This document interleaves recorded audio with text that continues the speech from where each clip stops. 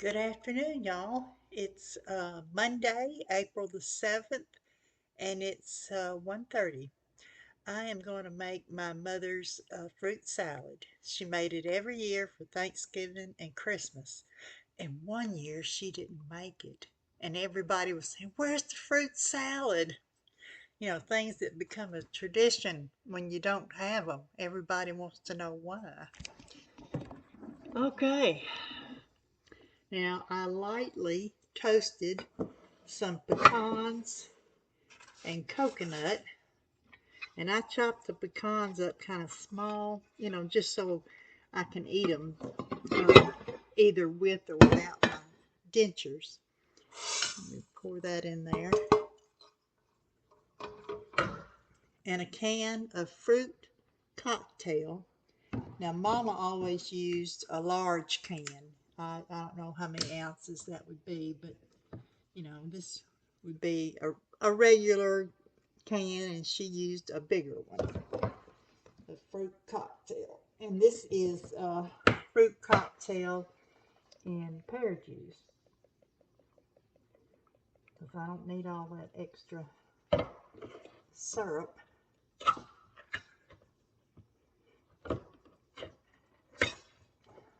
Okay.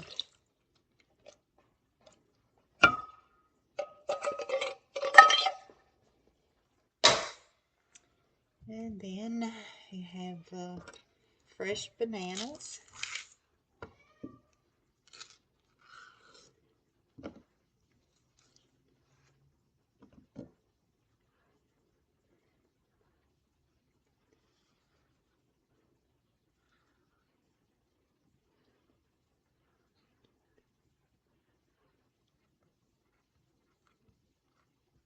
You can slice your bananas this way, or you can, do them in half, whatever you want to do.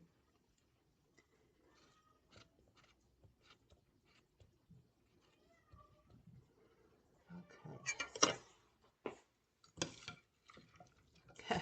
I call myself making a small batch, but that's hard to do. All right, I'm going to use fresh strawberries, but my mother always used uh, one of those little 8 or 12-ounce frozen strawberries. But I didn't want to use those. I wanted to use some fresh ones. But when you use those frozen ones, I think they're already sweet, and they produce a good amount of juice. And at first, the fresh strawberries won't make a lot of juice, but after it sits for a day or two, it's good. And this fruit salad is really, really good the next day. But we never had any leftovers. I don't know how my mother did it. I guess she knew how much we ate, and that's what she cooked.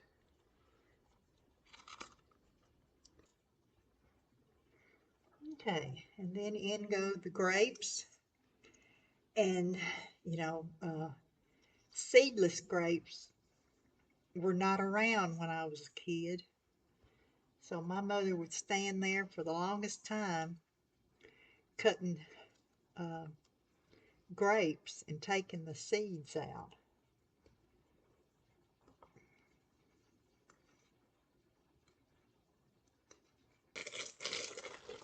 All right, now we got to do the marshmallows. My mother always used the large marshmallows. I don't even, they may have had many marshmallows, but I don't remember. She always used the large ones. And, years later when I was making this fruit salad, I thought, well, I'll just use the mini marshmallows. That'll save me some time.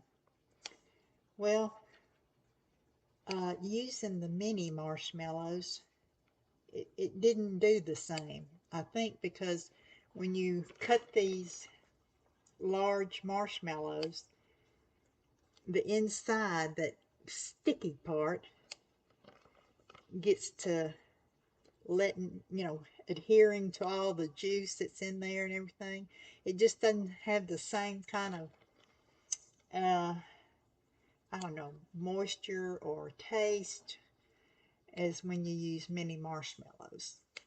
I mean, if you've never had this, you won't know the difference, but I can tell.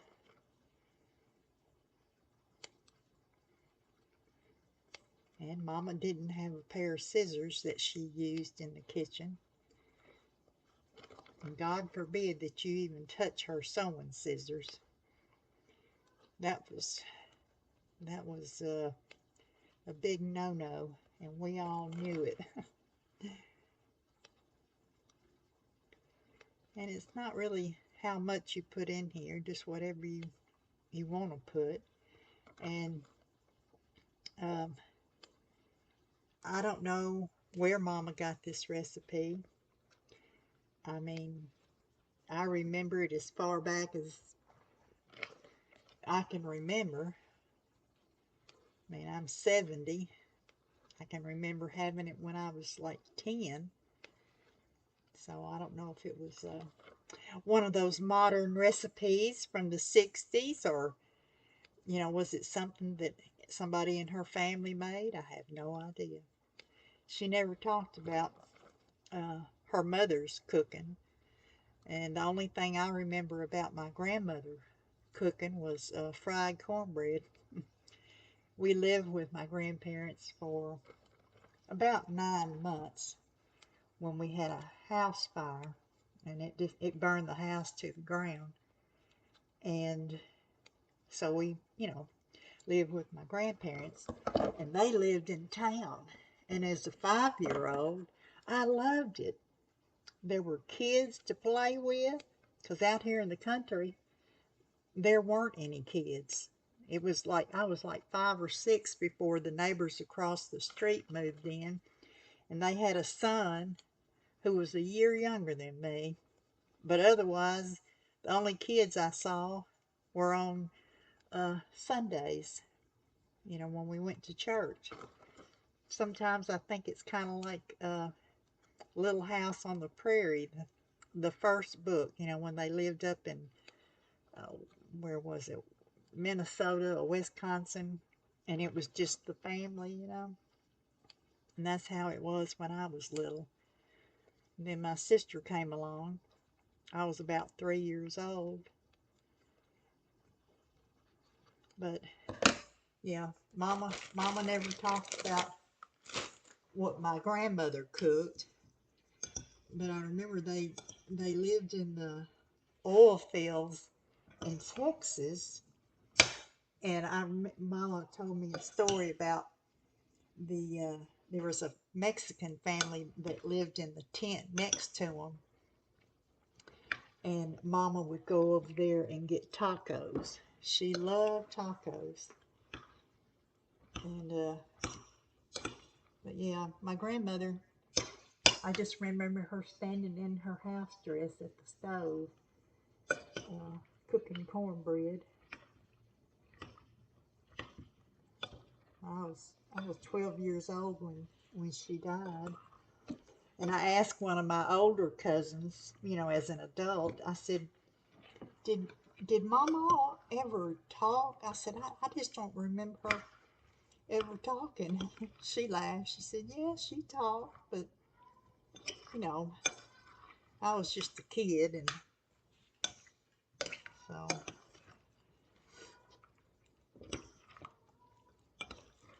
All right, this fruit salad is ready, and tomorrow it will be even better. All those flavors will mingle together. Let me get a dish. Okay, let's get a little bit of everything. And you could put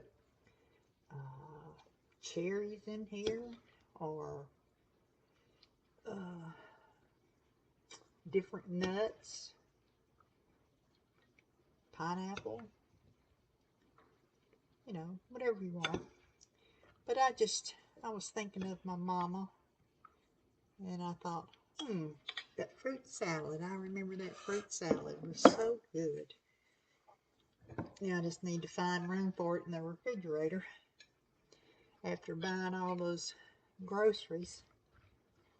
But I did say I wanted to eat up my fresh stuff first. But I'll find room.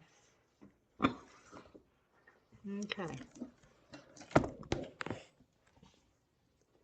Let's try it out.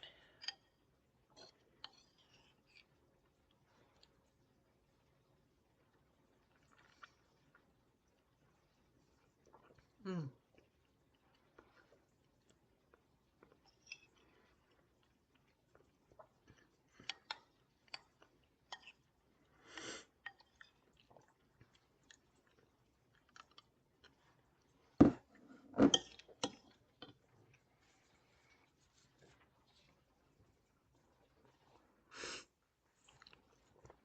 It's really good. Mm. So, anytime you can put fruit together, mix it up, it always makes it a little more special, You know, I've never put apples in here. Um, I guess you could. It's like all the fruit in there is soft, so you could have a little crunch with the pecans and apples or pears or, it's really whatever you want to put in there. So, I guess I'll let that be it. I think I'll go do a little crafting. So y'all have a good afternoon, a good evening, a good day, and please remember to be kind to someone. Someone needs your kindness today. Bye.